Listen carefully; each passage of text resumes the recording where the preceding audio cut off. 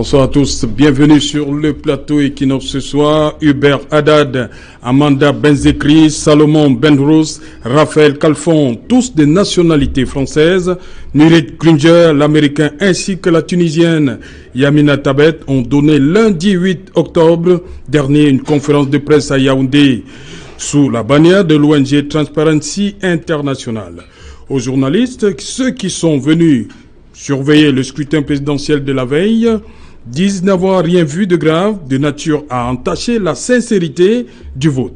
Après cette sortie fortement médiatisée, l'étonnement est grand à Berlin, la capitale allemande, siège de l'ONG spécialisée dans la lutte contre la corruption et tourné également vers l'observation des élections. Transparency International confirme n'avoir envoyé aucune mission internationale d'observation des élections au Cameroun.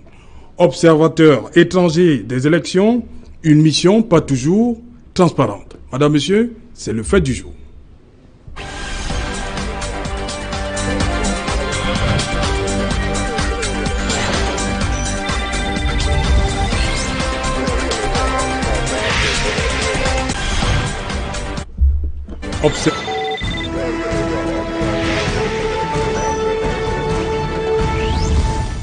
Observateur étranger des élections, une mission pas toujours transparente. Pour en parler, je suis avec Maître Martin Bitton, bonsoir.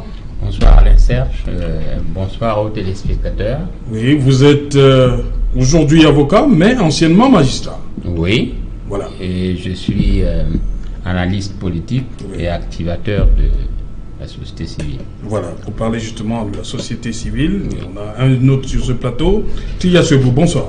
Bonsoir Monsieur Alain, bonsoir téléspectateurs, merci de m'avoir invité ce soir. Voilà, vous faites partie de cette... c'est un mastodonte, hein, c'est bon, on dit souvent qu'on met un peu de tout là-dedans, la société civile. Justement, vous savez, lorsque vous êtes membre de la société civile, il est important que vous essayez de regarder de manière critique ce qui touche le Cameroun et dans son entièreté et pourquoi pas la jeunesse et puis l'avenir même surtout du pays de manière objective aussi surtout. Ok. Merci d'être venu.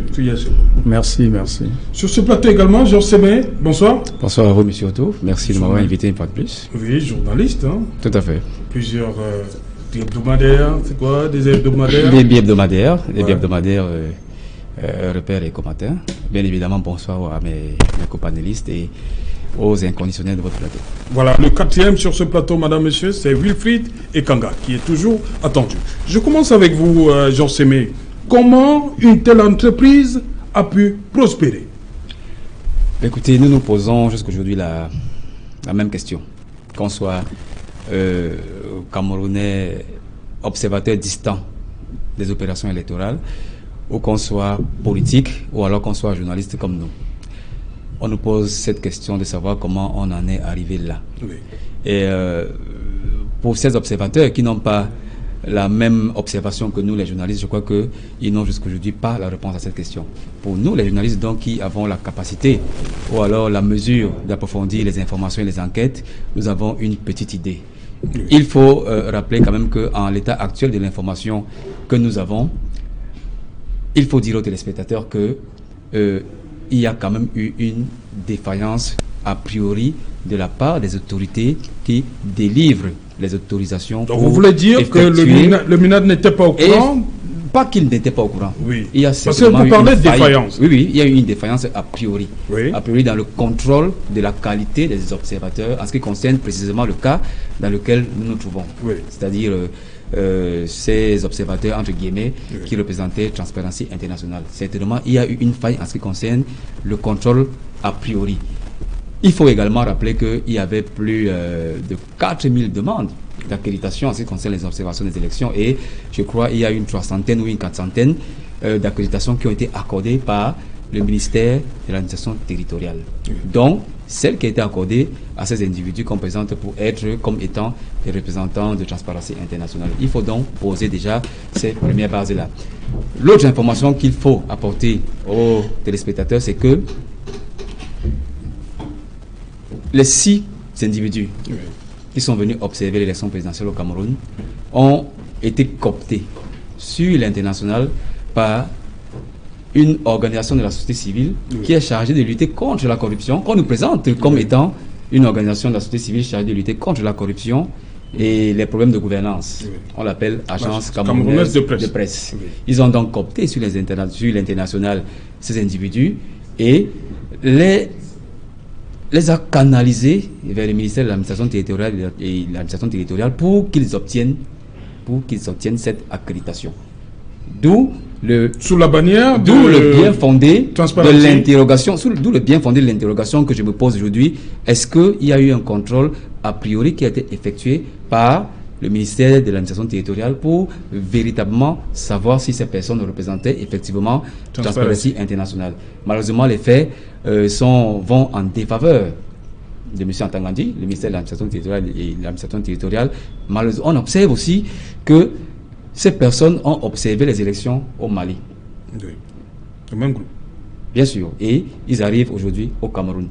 Mais là où il faudra faire la nuance, est-ce qu'ils appartiennent effectivement à Transparency International ou alors est-ce qu'ils appartiennent à Transparency International et ils n'ont pas reçu plutôt mandat de représenter cette organisation au Cameroun? C'est à ce niveau que se trouve le goulot d'étranglement de l'information et en tant que journaliste, bien évidemment, nous poursuivons les investigations. Vous savez que pour avoir une source gouvernementale, c'est extrêmement difficile pour nous, les journalistes, et nous poursuivons les investigations afin que nous ayons toute la clarté en ce qui concerne la qualité de ces individus qui ont été présentés comme étant des représentants de Transparency International qui, malheureusement, aujourd'hui, sont face à un autre communiqué venant de Berlin, de Transparency International, qui dit que ils n'ont reçu aucun mandat. Voilà, ça pose justement le problème. Donc, est-ce qu'ils nous continuons. Oui. Bon, voilà. Donc, je disais qu'il faut faire la différence entre le mandat et la qualité. Voilà.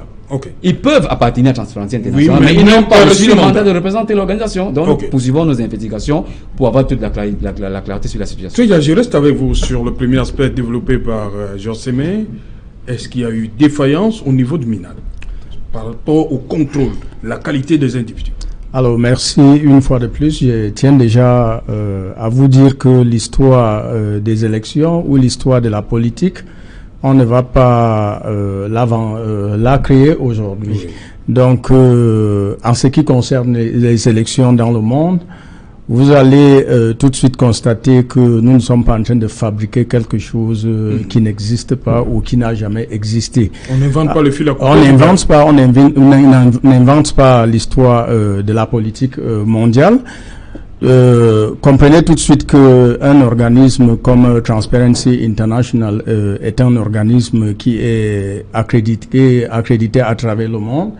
Et un individu ou des individus ne peuvent pas prendre sur eux de prononcer le nom d'un organisme comme Transparency International à partir du moment où il n'y a pas eu de lien direct avec cet organisme-là. Mais ils sont désavoués là par la maison mère. Effectivement, ce que vous devez donc comprendre tout de suite, c'est qu'en politique, tout est possible.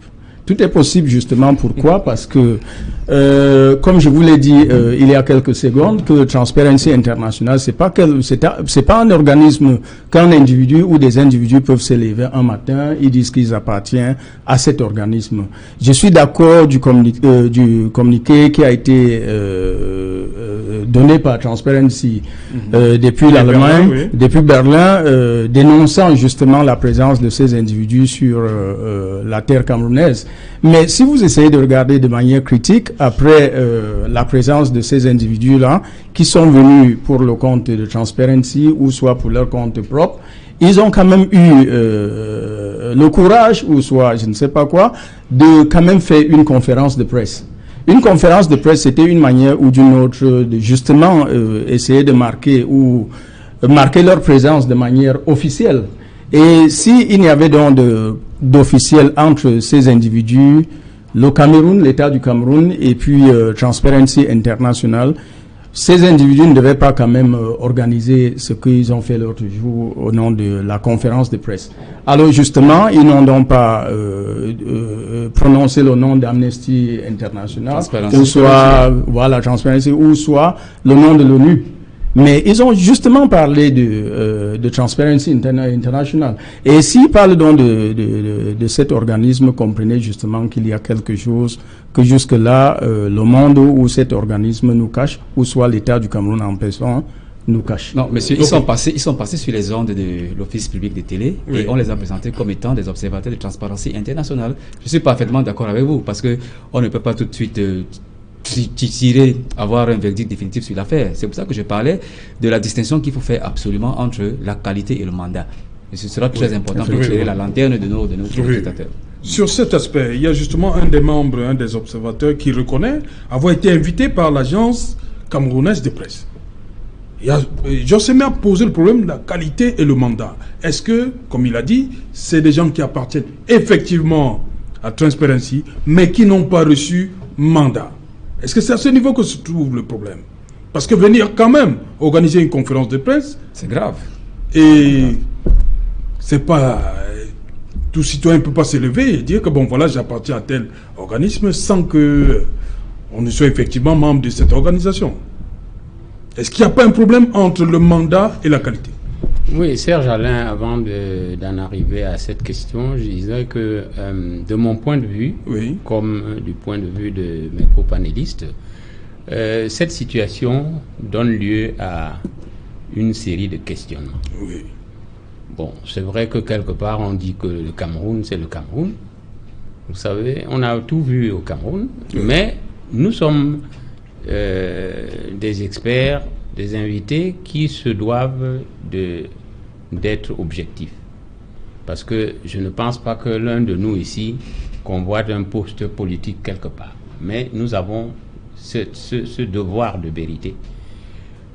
Je crois que le premier questionnement, la première question, c'est est-ce que effectivement ces gens sont de Transparency International? Deuxièmement, ont-ils été mandatés, missionnés pour cela?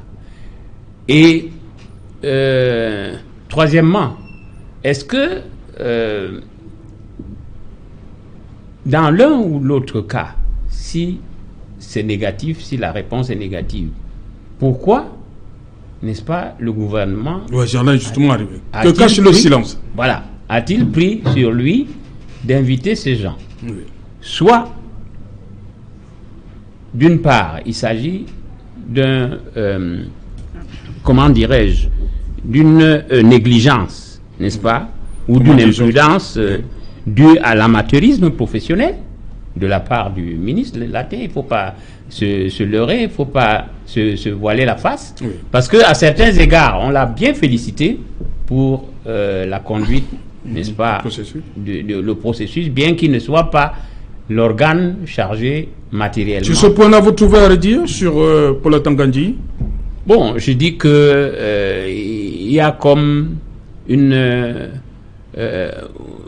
résistance, n'est-ce pas, de la part de l'administration, puisque en fait, il y a l'ECAM, qui est l'organe chargé de la conduite matérielle des élections, mais c'est comme si l'administration territoriale avait du mal à se départir du problème des élections, parce que il a été décrié plusieurs sorties, n'est-ce pas, malheureuses, hein, alors que on attendait cela, soit de l'ECAM, soit de l'organe chargé du comptage, n'est-ce pas, des voix, soit alors du Conseil constitutionnel.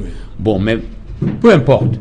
Nous savons que le ministre de l'administration territoriale, ailleurs il est appelé ministre de l'Intérieur, n'est-ce pas, a vocation à contrôler toutes les entrées et toutes les sorties, puisqu'il travaille en synergie avec les services de renseignement, les autorités chargées de la sécurité.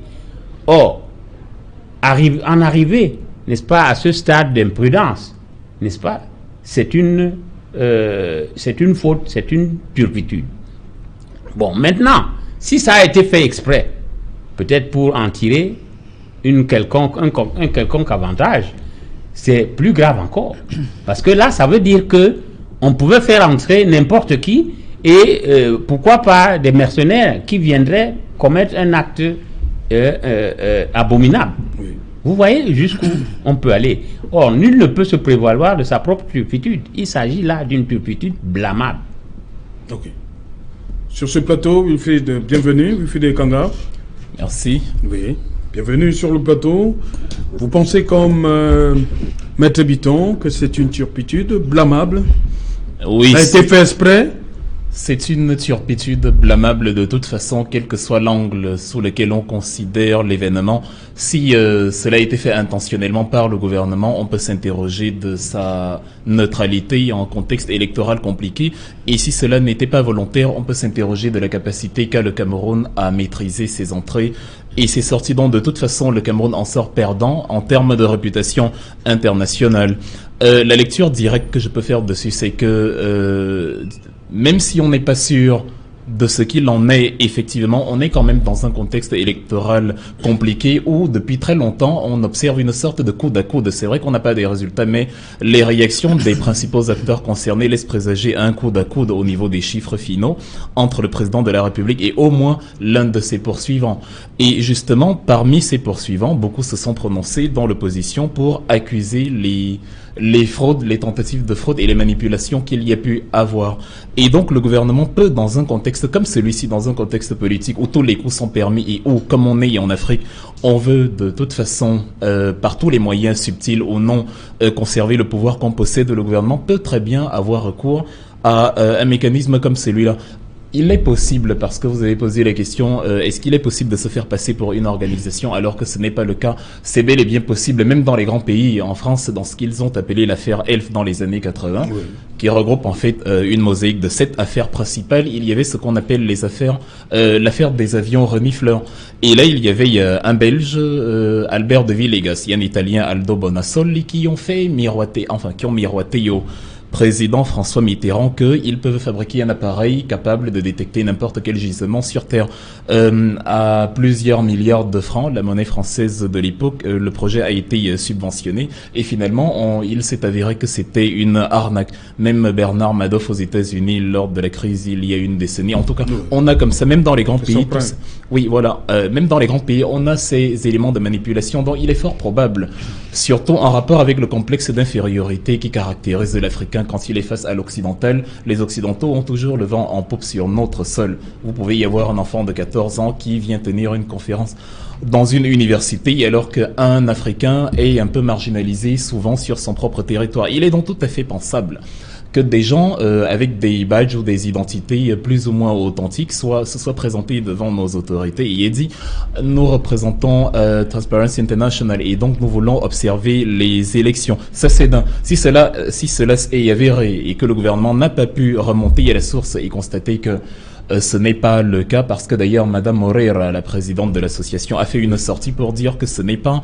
que ce ne sont pas ces éléments. Donc il y a un contact, il y a une relation entre la présidence de l'organisation et l'État camerounais. Peut-être ce contact aurait dû être établi pour vérifier, parce que la difficulté qu'a un Africain à obtenir le visa ou alors la prolongation de son visa sur le sol européen devrait être la même en principe qu'un Européen a à obtenir son visa ou son accréditation sur notre sol. Donc, sous cet angle-là, si l'État a fait preuve de laxisme, il doit se remettre en question et rassurer les Camerounais qu'on peut contrôler nos frontières, parce que ça, c'était un volet diplomatique, mais ça peut être un volet plus dangereux, un volet militaire, où on a justement des armes ou alors des mauvaises intentions qui viennent chez nous.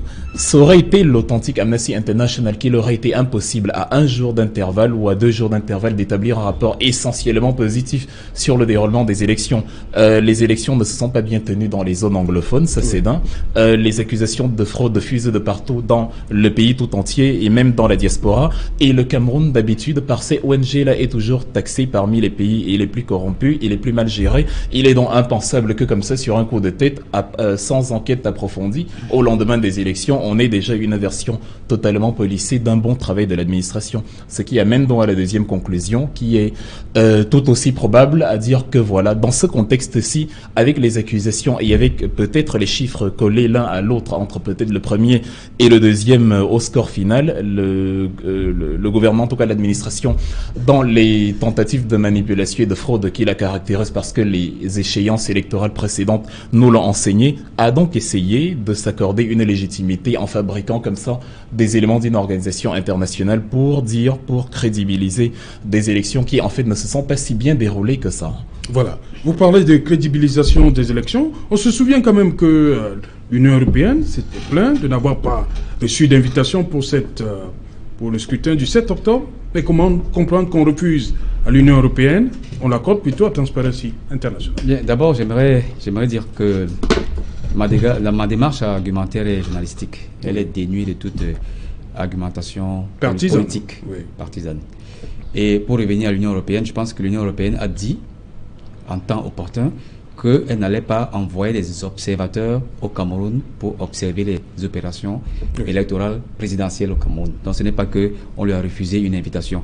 Et pour revenir maintenant sur le cas actuel, ma démarche journalistique est tout à fait simple. Je suis parfaitement d'accord avec M. Kanga lorsqu'il dit qu'il y a certainement une défaillance quelque part, une défaillance a priori dans le contrôle, soit de la qualité de membres de Transparency International ou alors dans le contrôle a priori de la mission qui aurait été confiée par la fêtière de l'Allemagne. Et là, on peut tout à fait blâmer le ministère de l'administration territoriale qui a le pouvoir régalien de donner les accréditations à tout observateur qui viendrait observer les élections au Cameroun. Mais il faut également relever que malgré qu'il y a eu ce dysfonctionnement ou alors ce couac, ça n'influence pas du tout le résultat. Ça n'influence pas également l'organisation générale des élections. Oui, on va y revenir. Oui. Donc, même si ça crée polémique, je crois que ça n'a pas un fort impact sur les opérations de vote. Mais là, je suis parfaitement d'accord avec M. Kanga, ça jette un certain discrédit sur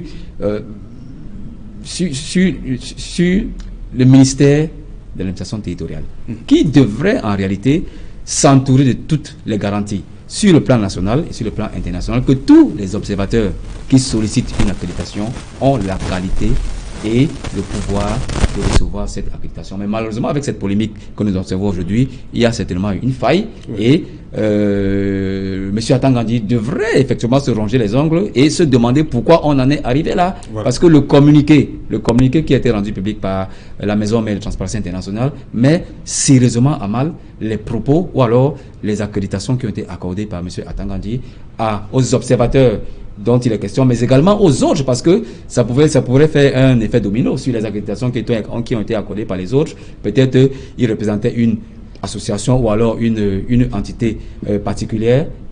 Malheureusement, ils n'auraient peut-être pas qualité de représenter ces entités ou alors ces organisations. Non, je pense que à ce niveau de la polémique et en adoptant une démarche journalistique sans prendre une position partisane, nous les journalistes, nous avons encore du temps pour approfondir nos enquêtes et de donner la bonne information à temps opportun à tous ceux qui nous observent. Tia Subou, ça fait quand même des heures que la polémique enfle. On n'a toujours pas entendu le ministre Paul Atangandi. Qu'est-ce qui se passe? Justement, nous parlons justement de la polémique. La polémique justement parce que à ce jour ou jusqu'à cet instant, le ministre Atangandi n'a pas donné sa version. Qui doit sortir? Qui doit faire sortir? Je pense en principe. Ou bien le ministre de la Communication? Non, justement, il s'agit des élections. Le ministre de l'administration territoriale est compétent pour. C'est lui qui accorde des accréditations. Des circonstances pareilles.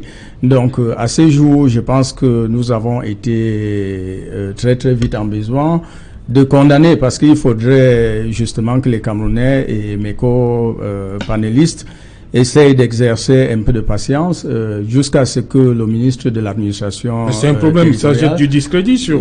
Effectivement, se prononce sur cette histoire parce que justement, comme a dit Monsieur Georges, donc ces membres ou ces individus ne pouvaient pas quand même entrer sur le territoire camerounais sans que le ministre de la Communication, de l'administration territoriale soit au courant. La lettre d'accréditation ne pouvait pas quand même être délivrée à ces individus sans que il y ait un certain nombre de dispositions qui devaient être prises. Donc, à ces jours, je pense qu'il faudrait attendre la version finale du ministre à Tanganji pour que nous puissions quand même tirer la conclusion. Mais n'oubliez pas justement que depuis un certain temps, le Cameroun est en train de sombrer dans un désordre communicationnel que personne ne peut quand même comprendre d'où cela vient. Parce que les yeux du monde sont braqués sur le Cameroun, c'est la première des choses que les gens devaient comprendre. Et nous devons tout de même comprendre que nous sommes dans un pays qui est le nôtre. Qu'il y ait des élections ou pas, le Cameroun nous appartient tous. Et lorsqu'il faut quand même faire polémique sur certains sujets, qui sont qui peuvent à la fois nuire à l'image de notre pays, il faudrait qu'un certain nombre d'investigations soient faites. Parce que justement, Monsieur Georges, qui est le journaliste, a fini son analyse en disant qu'il faudrait effectivement qu'une investigation finale soit faite, approfondie soit faite. Et justement, je pense que les journalistes doivent faire leur travail, les politiques aussi doivent faire leur travail. Parce que à partir du moment où nous restons sur les polémiques, nous sommes là sur les plateaux d'Equinox, on nous suit en France, on nous suit un peu partout. Et il s'agit d'abord de nous, il s'agit de notre pays. Je voudrais qu'on essaye d'exercer un peu de patriotisme sans mettre de la politique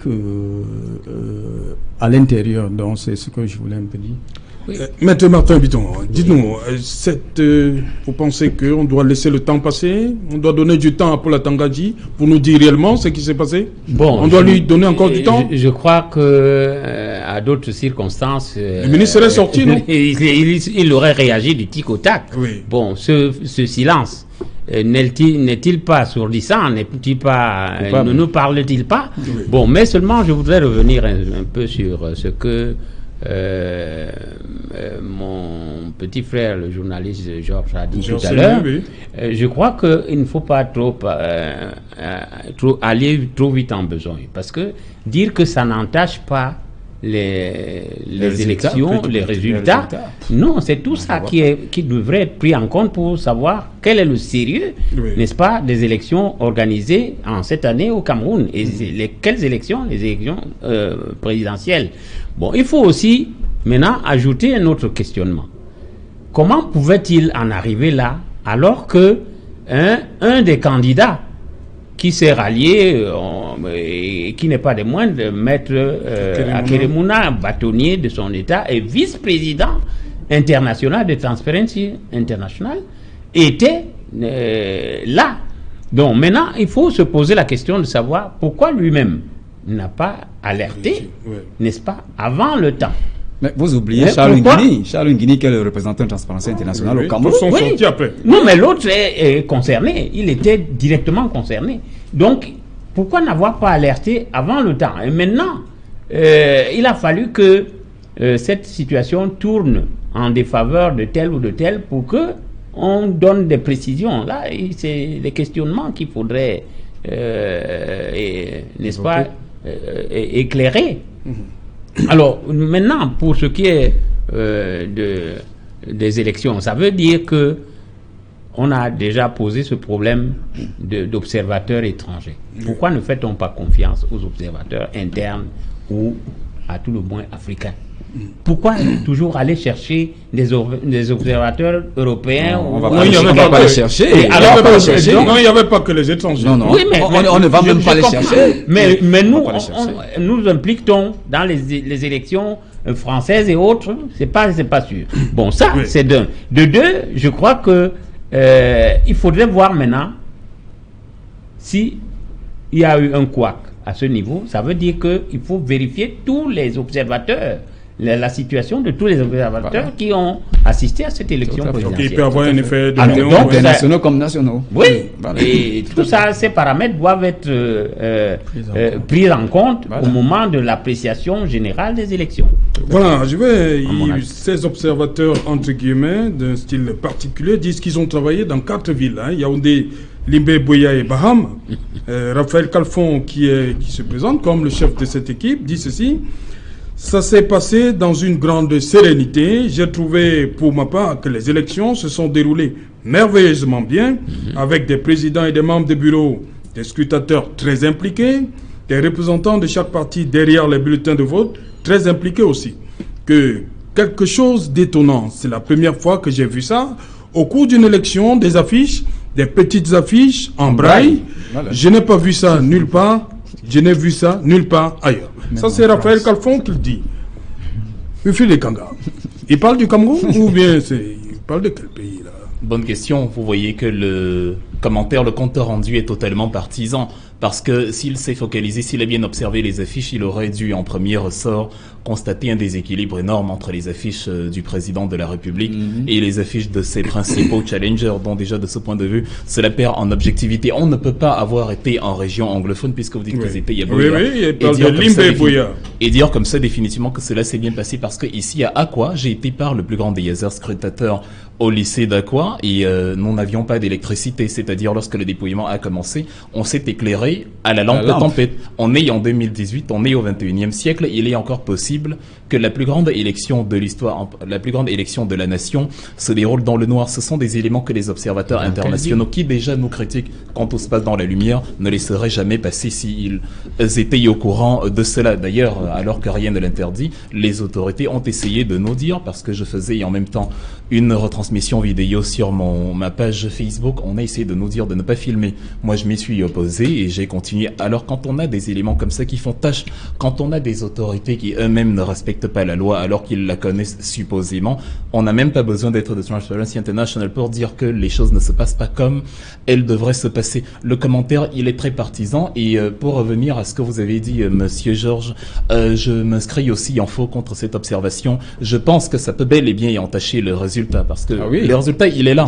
Mais la gestion du résultat peut en être une autre. Ne faisons pas comme si on était en Afrique et que les résultats sont toujours rendus comme ils le sont. Souvenez-vous, en 92, aucun d'entre nous ne peut dire de manière péremptoire qui a gagné les élections de 92. Au gré des intérêts de l'un ou de l'autre, il y a eu justement des choses qui se sont passées derrière le rideau pour qu'il y ait un résultat final. On est en Afrique, même dans la nomination du Conseil constitutionnel et dans l'organisation de son mandat, même dans le fait que la commission indépendante, en tout cas, et l'ECAM qui organise les élections, n'est curieusement pas l'organisme qui promulgue les résultats, mais c'est plutôt un organisme juridique, le Conseil constitutionnel, et après on vous dit, une fois que les résultats sont promulgués, il n'y a pas de recours. Comme c'est la loi, vous allez les accepter comme tels. Les recours ont un délai fixe avant la promulgation et après vous ne pouvez plus rien faire. On est en politique, on est en réelle politique et il y a un appareil mis en place depuis plusieurs années par l'État central qui est très puissant et c'est cela la politique, l'art de la ruse. Ce ne sont pas les beaux yeux des uns et des autres qui déterminent la vie sociale, mais c'est tous les coups bas possibles pour garder le pouvoir dont on dispose. Donc oui, il est possible que cela influe, il est possible parce que c'est une observation il est possible. Mais évidemment qu'il est possible. C'est dans lambda, dans l'univers des probables. Donc, dans un contexte comme celui-ci, où justement on a une véritable opposition, qui l'eût cru, il a fallu du temps, on attendait ça depuis presque 25 ans, et le camp gouvernant, aujourd'hui, ne s'attendait pas à un face-à-face comme celui-là. Et donc, dans ce coup de probable, on se dit, on va créer des moyens, on va créer des éléments qui vont faire que, même si on venait à changer le rendu final des résultats, on a au moins la crédibilisation internationale et de toute façon l'appareillage du code électoral et l'organisation de l'élection que nous avons mis en place nous garantit une plus grande probabilité de victoire. Je peux conclure en disant à mon aîné d'à côté que le patriotisme pour moi c'est la capacité de remettre en question ce qui est mal dans son pays, accepter tout même quand cela ne se passe pas selon les règles de l'art parce qu'on veut présenter une image essentiellement positive, c'est faire preuve de subjectivité. Atanganji qui est impliqué dans cette affaire et accusé et qui en même temps le juge ne peut pas nous garantir une totale neutralité sur le compte rendu final. Donc dans un autre contexte, on pourrait y attendre patiemment qu'il nous donne la version des faits, mais dans un contexte comme celui-là, on ne sait pas ce qu'il va dire en termes de mots choisis, mais on sait déjà ce qu'il va dire dans le fond, à savoir, au possible, mettre la sale couverture hors de lui. Ok, cette situation peut jouer sur la crédibilité de cette élection? Alors, oui, justement, j'y pense parce que je prends langue avec M. Wilfried parce que le Cameroun ne s'arrête pas dans 4 points, c'est-à-dire Douala, Limbé, je ne sais pas, Baham. Je pense justement que, voilà, je pense justement que le nombre de personnes ou le nombre de villes que ces individus ont représenté pour justement parler du déroulement des élections au Cameroun ont été très très limités. Très limités parce que sur la base de ces différents villes qu'ils ont couverts, ils ne peuvent pas donner un résultat vraiment objectif de ce qui s'est passé. Je vais vous prendre un exemple dans le département de Ngo-Ketunjia et plus précisément dans l'arrondissement de Babissi, où il n'y avait pratiquement personne dans cet arrondissement-là. Mais si vous essayez de regarder les résultats des élections ou peut-être les premières tendances, on nous parle de pratiquement 500 personnes qui ont eu à voter, qui ont pris part à ces élections-là. Mais si vous essayez d'aller à Babissi en ce moment, vous n'allez pas trouver 50 personnes. Voilà autant de choses. Et il fallait justement que ces individus qui sont venus justement jeter un peu de lumière sur ce qui s'est passé, qu'ils essayent de parcourir toutes les grandes villes de la zone anglophone qui ne sont pas menacées. Parce que lorsque je parle des grandes villes qui ne sont pas menacées, moi j'essaie de regarder la ville de Bamenda. J'essaie justement de regarder la ville de Boya, justement de regarder la ville de Limbé, et il se retourne au niveau de Douala, Yaoundé, l'extrême nord qui crée la polémique aujourd'hui pour pouvoir donner un résultat ou une conclusion un peu objective pour justement conclure que tout s'est bien déroulé. Voilà autant de choses qu'il faudrait effectivement tenir en compte. Mais je continue, je réitère que jusqu'ici, on ne peut pas tirer la conclusion de savoir si ces individus sont venus justement pour le compte d'Amnesty International, Transparency International, oui, ou ils sont venus par leur compte propre à partir du moment où nous n'avons pas les derniers mots venant du ministre de l'AT. Vous savez, depuis un moment, nous avons face à nous un gouvernement désormais qui communique. Vous avez vu après la conférence de presse de Monsieur Maurice Kamto l'autre jour, le gouvernement n'a pas attendu longtemps pour pouvoir répondre à cette conférence de presse. Et je pense que les jours à venir, pour ne pas peut-être être partisan, le gouvernement va justement nous situer sur cette situation et nous allons nous regarder droit dans les yeux et tirer justement une conclusion de manière objective. Merci. Voilà, Maître Biton, il y a Maître Charles Nguini, votre confrère, le président de Transparency International Cameroun. Il parle d'un groupe d'individus déployés par une structure. Bon, ça veut dire que au niveau de Transparency International Cameroun, on ne les connaît pas. Oui. Mais forcément, est-ce que ces gens avaient besoin du manteau de Transparency pour faire passer, sachant pertinemment, comme a dit Georges Sémé, qui n'avait peut-être pas le mandat pour exercer, est-ce qu'ils avaient... Pourquoi prendre ce manteau-là pour faire passer le message? Bon, il y a plusieurs hypothèses. Vous savez très bien que Transparency International n'a jamais été tendre vis-à-vis du Cameroun. Oui.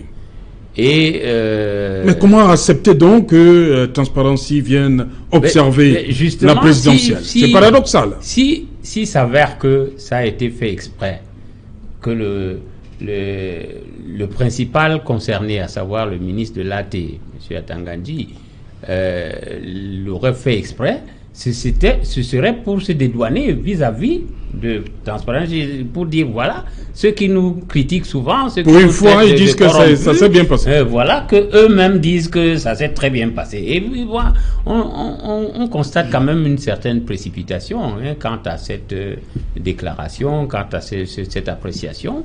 Bon, les autres... Ils sont allés trop vite au lendemain de la présidentielle. J'ai l'impression. Et les autres, pourquoi on ne les a pas interrogés? Vous voyez, les autres, c'est pas Transparency. Oui. Vous-même, vous venez de dire que Transparency n'a pas souvent été tendre avec le gouvernement. Oui, alors justement... Voilà, maintenant, on nous présente Transparency qui dit que tout c'est bien. C'est normal, c'était normal qu'on les mette devant les feux des projecteurs. Hein. C'est là où, justement, on se pose la question de savoir qu'est-ce qui se passe.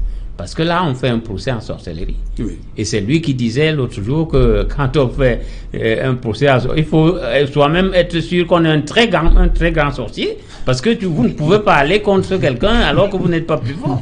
Donc, je dis vraiment, attendons de voir, wait and see, ce qui va se passer, ce qui va se dire plus tard, avec tout ce que nous avons pu dire vous voyez que chacun va mettre les gants pour pouvoir dire n'importe quoi ou se prononcer là-dessus. Mais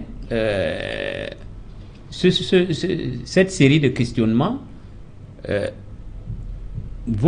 va nous mettre sur la sellette. Oui. Et je crois que le moment venu, il ne faut pas trop aller vite en besogne, oui. Parce qu'il y a beaucoup d'autres choses, n'est-ce pas, qui vont arriver. Par exemple, l'intervention de Maurice Kamto. Il faut dire que tout le monde a décrié cette manière de faire, lui qui est un grand professeur, mais il y a peut-être des non-dits, il y a peut-être des agendas cachés. Et je crois que la situation actuellement est ce qu'elle est. Nous n'avons pas intérêt à ce que n'allons pas trop vite en besoin. José, mais Transparency International qui fait une sortie dit que tout s'est bien passé. Vous attendiez un tel discours? Écoutez, c'est de là que tout est parti, c'est ce discours-là qui a fait que... Tout à fait, il n'y a pas que Transparency International qui a dit que tout s'est bien passé. Il y a également les entités observatoires des élections nationales et internationales qui ont dit que tout s'est bien passé. On connaît quand même le ton, comme disait Vuitton. Et je partage tout à fait le point de vue de Maître qui dit que Transparency International a souvent eu des relations compliquées avec l'État du Cameroun. Mais il faut faire la nuance entre Transparency International qui constate les violations des droits de l'homme et Transparency International qui vient observer les élections. Je crois que c'est deux couloirs extrêmement différents. Et je crois qu'il faut faire cette distinction entre ces deux couloirs. Maintenant, pour revenir à l'affaire de ces 6 individus, il faut quand même rappeler également qu'ils ont été formés par Transparency International. Ils ont été formés dans l'observation des élections. Oui. Ils disent que par un membre de Transparency. Tout à fait. D'où la démarche journalistique. Et là, je lance un appel à tous les confrères journalistes qui, pour certains, se sont versés sur les réseaux sociaux en disant que ce sont des gens qui sont des faux observateurs. D'où cette démarche journalistique qui consiste à on a même dit à un moment que ce sont en fait des journalistes. Voilà, à approfondir davantage leur investigation avant de se prononcer définitivement sur la question. Et maintenant sur la position tout à l'heure de M. Kangame, je pense que l'article 10, je crois bien l'article 10 du Code électoral du Cameroun dit clairement que il appartient à ELECAM de procéder à la gestion, à l'organisation et à la supervision des élections. Nulle part, il n'est question d'observateurs qui procéderaient à l'organisation ou alors à la gestion, à la supervision des élections. Donc, il ne peut pas avoir un impact comptable direct sur les résultats des élections parce qu'il y a eu des faux observateurs. Non, je ne pense pas du tout. Mais ça peut avoir un impact sur la perception que l'étranger peut avoir. Voilà, et je l'ai dit même bien avant que M. Kamale vienne. Sur la crédibilité, non seulement du processus, mais également de la qualité des autres observateurs qui devraient effectivement être sujets à polémique. Mais maintenant, sur le plan comptable, sur les résultats des élections, non, je ne pense pas qu'il y ait un lien direct à faire parce que l'article 10 dit évidemment que c'est ELECAM qui est chargé de l'organisation, de la supervision et de la gestion des élections, pas des observateurs. S'il y avait eu des faux agents ELECAM, on se serait sérieusement inquiété. Mais là, on est encore à des présumés faux agents observateurs de Transparency International et ça ne peut pas avoir un impact direct sur le plan comptable en ce qui concerne le résultat des élections. Mais là, vous nous forcez à donner une précision. Non, je ne vous force pas. Non, on doit donner une précision. Oui, allez-y, maître. ELECAM est un organisme chargé de la gestion matérielle des élections. Ce n'est pas une autorité électorale. C'est-à-dire que, par exemple, pour dire le quoi qui est arrivé entre un électeur, un candidat qui se retire, et on dit que non, comme il s'est retiré 24 heures avant ou 48 heures avant, on a arrêté le travail le vendredi, samedi et dimanche. Mais ça n'a rien à voir avec les observateurs, maître. Non, mais c'est pour vous dire que incriminant les minates. Non, oui, quelque part, on aurait dû simplement enlever, n'est-ce pas, ces bulletins et que ça n'aurait fait aucun. Mais est-ce que ça ne fait pas l'affaire de quelques-uns ou de quelques candidats? C'est ça le problème. Voilà, oui, je vous ai vu, vous avez voulu rebondir. C'est soit on fait de la réelle politique dans ce Cameroun où nous vivons, soit on crée un Cameroun où on pense que parce qu'un texte est écrit, parce qu'il y a une loi, elle est bel et bien respectée. Avec tout l'amour que j'ai pour mon pays, malheureusement, le ratio de lois écrites qui ne sont pas respectées est, s'il n'est pas supérieur, est au moins égal aux lois qui sont respectées. Il y a un article 10 qui dit cela, oui, mais dans la réelle politique, il y a ce qu'on appelle le témoin, et chacun de nous procède d'habitude comme ça. Si vous avez posé un acte, qu'il soit bon ou mauvais, parfois pour convaincre l'autre, vous avez besoin d'une autorité, d'une légitimation par un tiers, qui fait office de crédibilité par rapport à vous. Ce n'est pas sérieux dans le cadre d'un pays normal, ce n'est pas sérieux dans le cadre d'un pays rationnel où tout se passe selon ce qui est écrit, malheureusement. Et c'est d'ailleurs ce qu'on nous dit tout le temps, on est au Cameroun. Les exemples parlent d'eux-mêmes actuellement.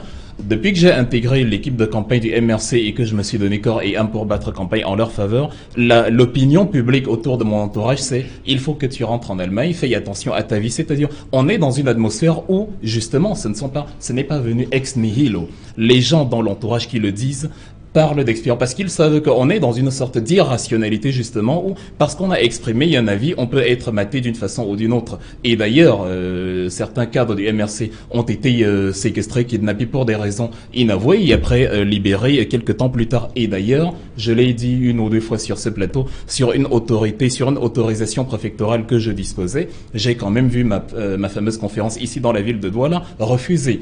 Donc on a le droit de regarder le Cameroun comme il n'est pas et de dire c'est pas sérieux de penser cela, de ne pas tirer des leçons de ce qui s'est passé jusqu'ici, ou alors moi je prends le risque de procéder par rationalité dans ce pays où nous vivons et de dire qu'il y a un quota incalculable de choses qui devraient être faites, mais qui ne le sont pas. L'administration camerounaise, à cause du faible tissu industriel qui est le nôtre, emploie, en tout cas, est le principal générateur de revenus, et tous ceux qui aujourd'hui sont dans l'administration, en tout cas, la plupart de ceux qui aujourd'hui sont dans l'administration sont acquis au parti au pouvoir. En gros, ils sont ceux qui ont le plus à perdre dans l'éventualité où un parti autre que le RDPC gagnerait les élections. C'est pour ça, justement, pour ne pas perdre ces privilèges, ce qui fait justement couler la rumeur, en tout cas, la psychose selon laquelle on est en danger si on s'exprime contre le RDPC, c'est parce que ces gens-là, pour parler crûment, dans la volonté absolue et fourbe qu'ils ont de conserver les acquis qui sont les leurs, sont prêts à tout. C'est pour ça qu'on a tous ces mécanismes, et dans le volet juridique,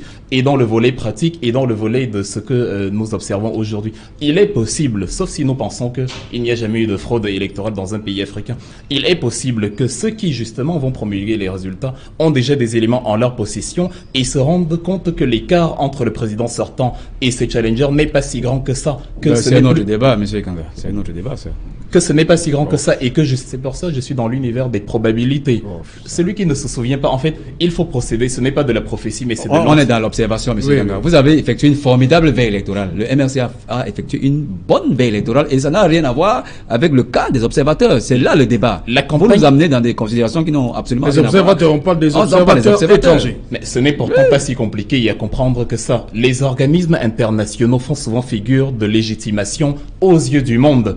Et lorsque vous avez Amnesty International, justement, le gouvernement s'en offusquait d'ailleurs parce que il y avait des rapports qui faisaient état des exactions du gouvernement contre, par exemple, Boko Haram, pendant qu'il ne parlait jamais de ce que Boko Haram faisait contre les populations civiles. Et le gouvernement n'appréciait pas, et je suis très d'accord avec cette vision, parce que ça jetait un discrédit international aux yeux du Cameroun, parce que cette association, cette organisation, malgré tout le mal qu'on peut penser d'elle, a quand même du crédit aux yeux des autres pays, aux yeux de l'extérieur. Et donc, quand maintenant on est dans un contexte comme celui-ci, on est soi-même, entre guillemets, le fauteur de troubles, où on a ce supposé coude à coude, où les choses ne se passent pas comme prévu, on peut procéder comme cela et se dire, on va donc instrumentaliser cela à notre fin, à quelque chose de malheur et bon, on va les faire dire que tout s'est bien passé. Et vous voyez bien que ce n'est pas crédible. On peut pas aller à Limbe, quand à Douala, la plus grande ville du Cameroun, au XXIe siècle, les élections ne se passent pas bien, on ne peut pas aller en zone anglophone et dire que tout cela s'est bien passé. C'est les élections, la campagne, c'est certainement la meilleure campagne de l'histoire du pays,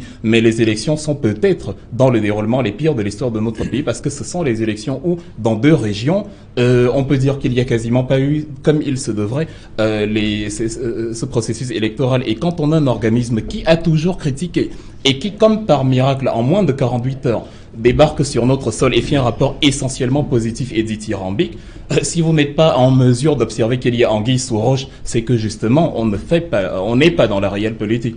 Et plus que jamais, M. Alain Serge, voilà une occasion où le peuple a besoin de justice, de vérité, de transparence et de tous ces paramètres qui sont les fondamentaux de la démocratie. Oui. Alors, lorsque ça vient à manquer, il y a problème.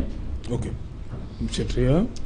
Alors, merci. J'ai l'impression que nous parlons de l'avenir d'un pays comme si on parlait de quelque chose au quartier. Je voudrais déjà que nous essayions de comprendre ici que nous parlons de l'avenir d'un pays. Nous parlons de l'avenir de tout un peuple, nous parlons de l'avenir de toute la jeunesse qui nous regarde là dehors. Et au lieu que nous nous attardons sur des situations un peu plus cruciales, nous sommes beaucoup plus en train de faire des analyses et perdre leur temps sur des individus qui sont venus d'ailleurs pour justement décider de l'avenir de notre nation.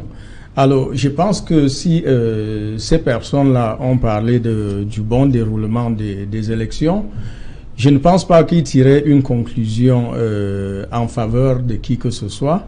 À partir du moment où les élections se sont déroulées sans qu'il y ait des affrontements à gauche, à droite, je pense que des conclusions peuvent quand même être tirées qu'il y a eu quand même du calme.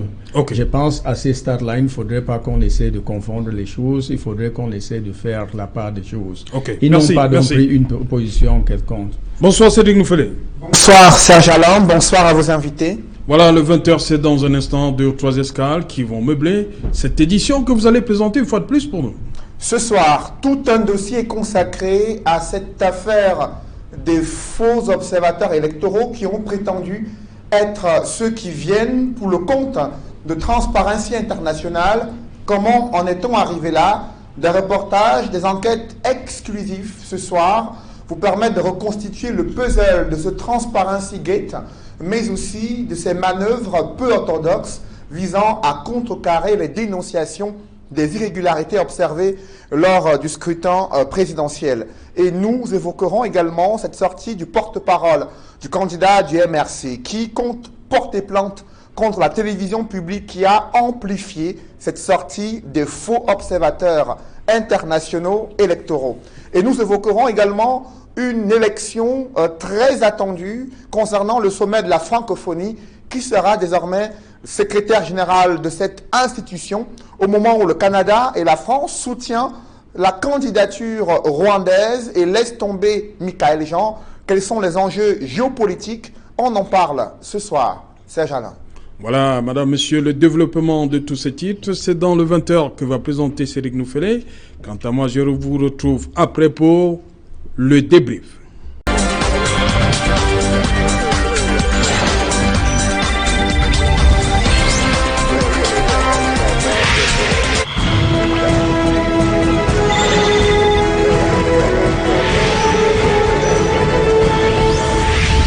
Voilà, retour sur le plateau d'Equinox, c'est pour le débrief, toujours en compagnie des invités. Je commence avec vous, Georges Sémé. Dites-moi, cette autre sortie du MRC, cette fois-ci, ce n'est pas Maurice Kamto, le candidat qui s'est exprimé, c'est Olivier Bibou-Nissak qui revient sur un certain nombre, on va le dire comme ça, d'incompréhension de lundi.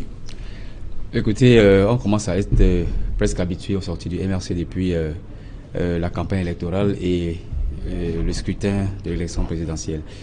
Il est vrai qu'on attendait de voir, après la sortie d'il y a 2 jours, Maurice Kamto se prononcer sur certaines questions liées à cette élection présidentielle, mais c'est plutôt son porte-parole qui s'est présenté et qui a effectué une déclaration à laquelle on ne s'attendait pas du tout. On s'attendait bien évidemment à ce qu'il revienne d'abord sur ses propos, sur les réactions après ses propos qu'il a tenus sur le déroulement de l'élection. Mais il s'est plutôt apaisanti, son porte-parole s'est apaisanti sur l'opinion du MRC qu'ils ont sur le traitement de l'information par la CRTV en rapport avec les observateurs qui ont été présentés sur cette chaîne. Je pense que on a du grand mot, nous les journalistes, en ce qui concerne l'information sur le MRC, et je partage tout à fait le point de vue qui a été dressé tout à l'heure par le porte-parole du MRC qui dit qui a constaté quand même qu'il y a une défaillance sur le traitement de l'information en ce qui concerne les observateurs à la CRTV. La CRTV est l'Office public de télévision qui bénéficie de fortes subventions de l'État.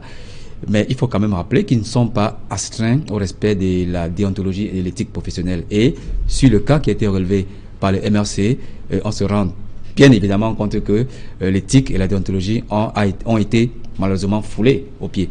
J'ai vu ce passage de l'extrait de ces personnes qu'on présente aujourd'hui comme des faux observateurs de Transparency International, et ils ont été reçus quelque part à Yaoundé, et ils ont effectivement déclaré que tout s'était bien passé, qu'il y avait même des affiches en braille, et que tout était calme. Mais dans notre déontologie, dans la démarche professionnelle des journalistes, on aurait bien voulu que, à côté de ces observateurs qui ont été présentés et qui font aujourd'hui polémique, qu'on interroge d'autres observateurs, qu'ils soient nationaux ou internationaux, pour bien évidemment avoir une vue lato sensu sur le déroulement de cette élection. Mais malheureusement, la CRTV, en tant qu'organisme public de télévision, a tiré la couverture vers la partie publique en présentant en faveur du gouvernement le déroulement de l'observation des élections. Et là, peut-être je fais un clin d'œil à M. Kanga, qui trouve bien évidemment que je partage son point de vue, qu'on a présenté une certaine facette du déroulement des élections qui n'aurait pas dû être, en termes de démarche journalistique, celle que nous a présentée la CRTV. Mais maintenant, si au MRC on estime que pour faire prévaloir ses droits, il faut porter plainte contre la CRTV, ils ont tout à fait le droit de le faire, mais on aimerait bien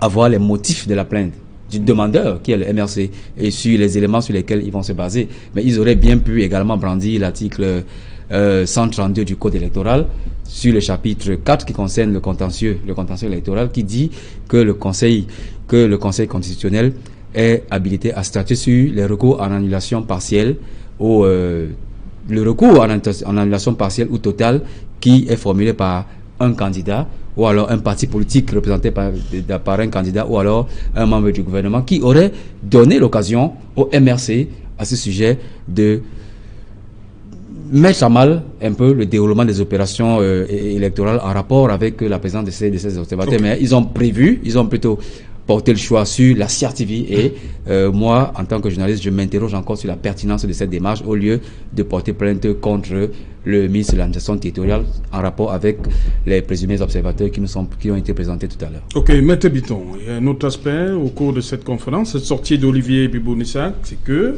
il fallait le discours. Apparemment, la sortie de Maurice Kamto lundi dernier n'a pas été on n'a pas bien pris la chose. Il fallait venir recadrer, préciser les choses.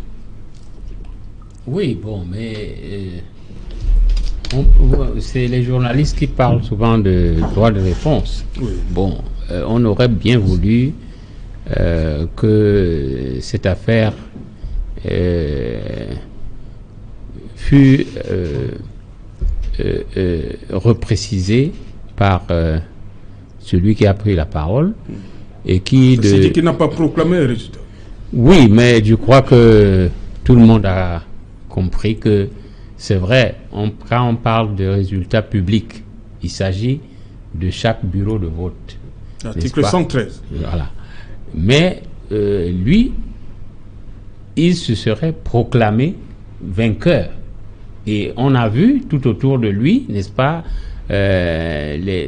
ses compagnons, n'est-ce pas, du bureau, n'est-ce pas, l'acclamer. Mais ils l'ont toujours accompagné pendant toute la campagne. Oui, mais à ses côtés. Là où Penday Kokal, Benzonga et les autres. Là où les gens disent qu'il s'est disqualifié, c'est parce que on avait bien dit que il ne faudrait pas que quelqu'un se proclame vainqueur avant que le Conseil constitutionnel ne se prononce. Je crois que c'est là où tout le monde a jeté l'anathème sur le candidat Kamto. Bon, mais pour ce qui est de la tentative d'ameuter ou de mettre le pays à feu et à sang, ça c'est des commentaires. Mais, je dis, là où tout le monde n'est pas d'accord avec lui, c'est le fait d'avoir mis, n'est-ce pas, au devant sa victoire. Hein? Et ça, c'est relayé par les médias et les réseaux sociaux je crois que c'est là où on a dit non, ça ne devait pas venir, surtout de lui qui est professeur de droit public et sachant quelles sont les règles du jeu au départ.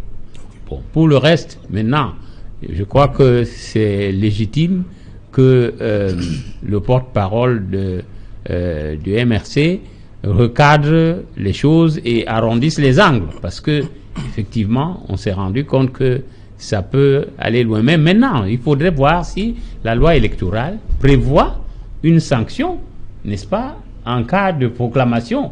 Parce que tout n'est pas de dire que c'est très grave, c'est ceci. Tant qu'on... Mais c'est à vous de nous dire, c'est vous oui, non, du droit. Tant qu'il n'y a pas de sanction sans texte. Okay. Non, la loi électorale est adossée sur le code pénal. Oui, mais attendez, je dis qu'il n'y a pas de sanction sans texte. Si la loi électorale ne prévoit pas, n'est-ce pas, une sanction en bonne et due forme, il est question maintenant de voir, et puis ne mettons pas la charrue avant les bœufs. On n'a pas encore saisi les juridictions. C'est aux juridictions, c'est aux magistrats de dire si oui ou non il y a qualification de tel ou tel fait comme infraction ou comme crime. Okay. Donc vraiment, ce plan, je crois que c'est... C'est cette haute sortie du MRC aujourd'hui. Pour repréciser un certain nombre de choses je pense très bien qu'une fois de plus, il y a un jeu de mots. Parce que c'est déclarer vainqueur et dire avoir tiré le penalty et marqué. C'est deux choses différentes.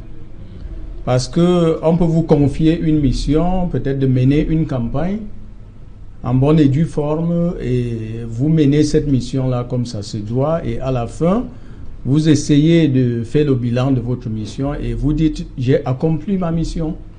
Donc il y a justement un jeu de mots qu'il va falloir que beaucoup de Camerounais essayent de faire attention, parce que quelqu'un comme Maurice Kamto est un professeur de droit. Et il est entouré de quelqu'un comme M. Akeremouna, l'ancien bâtonnier. Et il est aussi entouré de beaucoup de personnes. N'oubliez pas que c'est Maurice Kamto qui a l'habitude de défendre des pays à des circonstances parfois un peu très très compliquées, et il réussit de temps à autre à les remporter en faveur de ses clients. Alors il y a justement un problème de jeu, un jeu de mots, parce que il ne s'est jamais déclaré vainqueur. Il a dit, on m'a demandé de tirer le penalty, je l'ai tiré et je l'ai marqué. Là, c'est différent de dire, j'ai gagné. Voilà justement, parce que je pense que quelqu'un comme Maurice Kamto, avant de dire quoi que ce soit, il pèse ses mots. Mais je tiens déjà à remercier ces professeurs-là, parce qu'il a justement été suffisamment courageux. Depuis 1992, nous n'avons pas vécu ce que nous sommes en train de vivre aujourd'hui. Mais en termes de rhétorique, je pense que le candidat de l'univers Cabral, M. Cabral Liby, a été plus... Non, on y arrive. Il a justement été plus dur que on y arrive. Kamto. Merci. Si vous avez terminé... Et les Camerounais ne sont pas en train de voir ce côté-là. Oui, merci. Alors, je continue donc à dire, Maurice Kamto ne s'est jamais déclaré vainqueur. Okay. Il dit, on m'a donné le penalty, j'ai tiré et je l'ai marqué. Et l'arbitre a validé? Il s'agit de quel penalty? L'arbitre a validé le penalty? Est-ce que l'arbitre a validé? Ok, bon, on va parler de Cabral Liby. On va permettre à Whitfield et Kanda de dire un mot sur cette sortie 2 jours après du MRC. Le MRC donne la perception à certaines personnes d'être un parti paranoïaque qui voit le mal partout, qui se voit attaqué de toutes parts. Le problème, c'est que c'est un fait. Une anecdote peut-être que beaucoup ne savent pas, c'est que pas plus tard que ce matin, le journal Repère, que je découvre pour ne pas le citer, et que je représente sur ce plateau. Justement, c'est très intéressant, je suis très heureux de l'apprendre, parce qu'un article que j'ai rédigé il y a 2 jours sur ma page Facebook où je disais « Soyez grands, ne cédez pas à l'effet de masse, gardez le Cameroun qui est notre pays dans l'harmonie la plus totale et avançons », a repris cet article sans mon autorisation, sans m'en informer. C'est un journal à but lucratif, donc sans qu'il gagne de l'argent justement en remplissant ses pages sur le travail de tiers, et qui a titré sur cet article Claude Wilfried et Kang a démoli Maurice Kamto. L'article, je peux vous envoyer le lien, et je le dis en Mondovision devant nos téléspectateurs. Donc créer des combats, créer des clivages à l'intérieur d'un parti, alors que les principaux membres de ce parti ne sont même pas informés qu'ils sont en guerre les uns envers les autres et qu'ils se démolissent mutuellement, ça aussi c'est malsain, ça aussi c'est sale, c'est très mal fait. Et ça entre dans la droite lignée de tout ce que le MRC fustige depuis le départ. La sortie de Maurice Kamto, qui n'a pas été compris par beaucoup, mais heureusement. Non, parlons du recadrage d'aujourd'hui. Oui.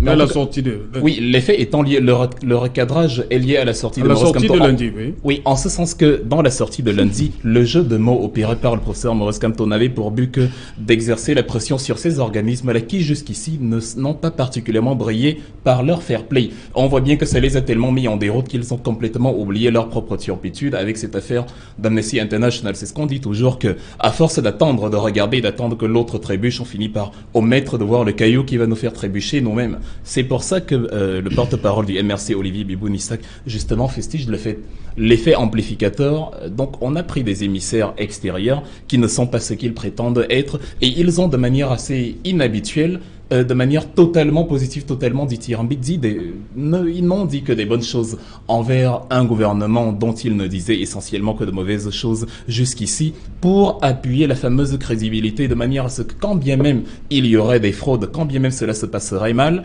on disait à la fin, même Amnesty International, Transparency International a approuvé, même les observateurs internationaux sont d'accord, dans les élections se sont bien déroulées. C'est un élément d'un appareillage énorme qui englobe beaucoup de choses. On parle du Conseil constitutionnel qui est chargé de promulguer les résultats. Comment il est constitué? Il y a 11 membres. 3 sont nommés par le président de la République, 3 par le président du Sénat, 3 par le président de l'Assemblée nationale. Bon, on ne va pas y aller, on ne va pas faire un dessin pour comprendre qu'actuellement... On va rester sur...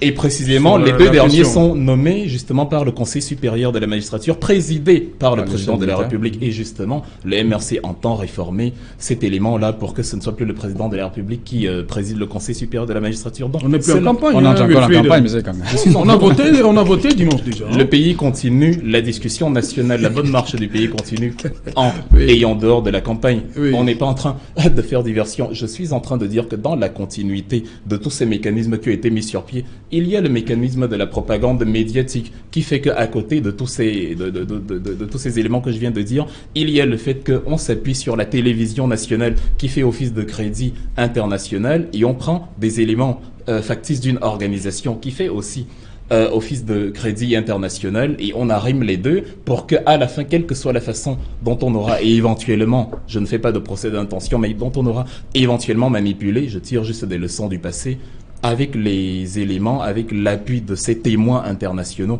on puisse légitimer quelque chose qui en fait n'est pas légitime. C'est ce qui, c'est encore une pression supplémentaire, c'est ce qui justifie la sortie du porte-parole du MRC, parce que par anticipation, pour ne pas revivre les mêmes choses, pour que l'histoire ne se répète pas, on prend les devants, ça s'appelle la prospective.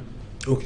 Voilà, Tria, vous aviez semblé aborder le second thème, Cabral Libye, y compris ses résultats, et il dit, si jamais il est déclaré vainqueur, il va défendre sa victoire jusqu'au bout. Avant d'y arriver, je tiens déjà à remercier et à encourager Cabral Libye, parce qu'il a fait rêver beaucoup de jeunes Camerounais. Il a fait rêver ma génération. Il nous a redonné le goût de penser à la politique, de penser justement à l'avenir de notre pays, et de justement s'engager, mouiller le maillot et essayer de voir comment est-ce qu'on peut être la solution à notre pays.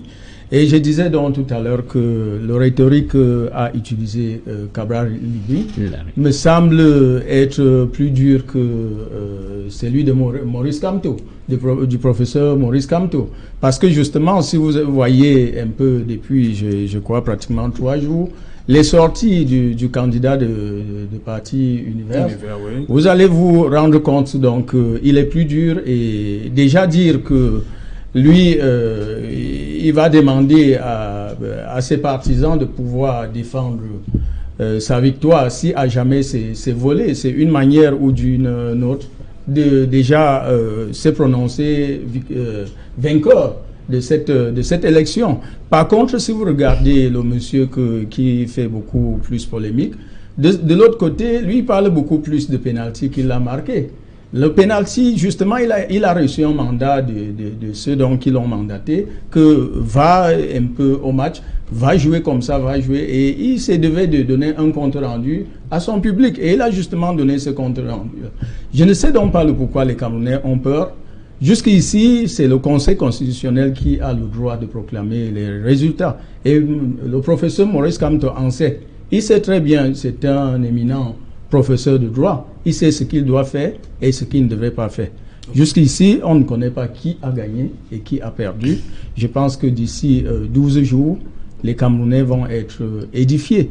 Mais comme je disais, je l'encourage parce que lorsque vous osez vous attaquer à un régime de 36 ans, vous osez vous attaquer à un certain président de la République au nom de M. Paul Biya. Je pense que vous devez quand même arranger vos manteaux. Donc c'est le pourquoi j'ai dit depuis 1992, ce que nous vivons, nous n'avons pas vécu cela. Okay. Nous avons vu la politique au Cameroun, mais cette fois-ci, c'est quelque chose de plus sérieux. Ok, Maître Bitton, ce Cabral Libye, il utilise le si jamais. Justement, j'allais parler de ça. Il a parlé du conditionnel. Je crois que nous parlons un français, le français facile, n'est-ce pas? Oui. Il utilise le conditionnel et il faut dire que presque de toutes parts, il y a eu des mises en garde, il y a eu des menaces, bon. Moi, je prends, par exemple, certains candidats, je crois, tels que Gaga Aman Hadji, oui. Et même les candidats du parti au pouvoir, certains, enfin, pas les candidats, mais je dis les membres du parti au pouvoir, qui ont affirmé que on ne peut pas gagner une élection au Cameroun sans que on ait gagné au Grand Nord. Oui. Qui a donc gagné au Grand Nord? Vous voyez, donc il y a des propos qui sont analysés, mais à partir du moment où on se trouve d'un côté ou de l'autre, on amplifie. Non, moi je dis que je crois que ce qu'on a voulu faire dire au professeur Kamto, le public n'est pas dupe, les Camerounais ne sont pas dupes. Je crois que nous avons une certaine maturité politique qui nous permet quand même de ne plus nous aventurer n'est-ce pas, devant certaines situations. Donc je crois il faut rester réservé, prudent. Okay. Et je crois la tension est retombée. Et on va attendre que les organismes chargés de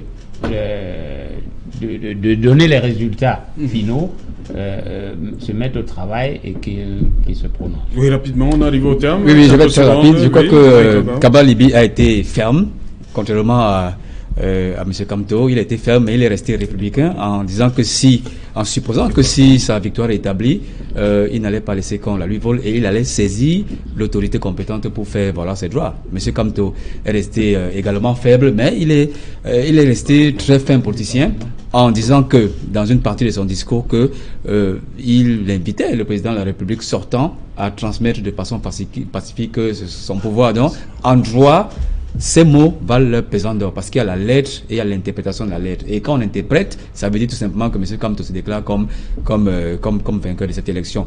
Cabral Libye a été ferme, mais il a été républicain en disant qu'il va utiliser toutes les voies de recours pour faire valoir ses droits devant l'autorité compétente qui est bien évidemment le Conseil constitutionnel dans les délais, bien évidemment. Voilà, Ebifi Kanga, en quelques secondes, on arrive au terme sur cette sortie de Cabral Libye. Oui, Cabral Libye a fait une sortie au conditionnel, en français facile, tout le monde l'a compris. Donc Maurice Kamto a peut-être fait une sortie en français difficile, puisqu'il utilisait les métaphores, et c'est pour ça que les gens ne l'ont pas compris. Je le lui transmettrai à l'avenir. Mais en tout cas, le 2 poids 2 mesures sur l'interprétation des deux sorties n'est pas très rationnel. Bon, je vais terminer quand même en insistant sur le volet que j'ai évoqué, parce que c'est important au journal Repère. Prenez garde justement à ne pas relayer à l'avenir ce type de mécanisme, parce que la communication est un art. Soyez un bon artiste. Ok, merci. Merci à vous, cher monsieur, d'être venu. Voilà. Merci. Voilà. Madame, monsieur, c'est ici que prend fin Equinoxe Soir, rediffusion 23h GMT. Minuit, il sera minuit à Babawan, arrondissement de Babessi, département du Goketuta. Bonsoir.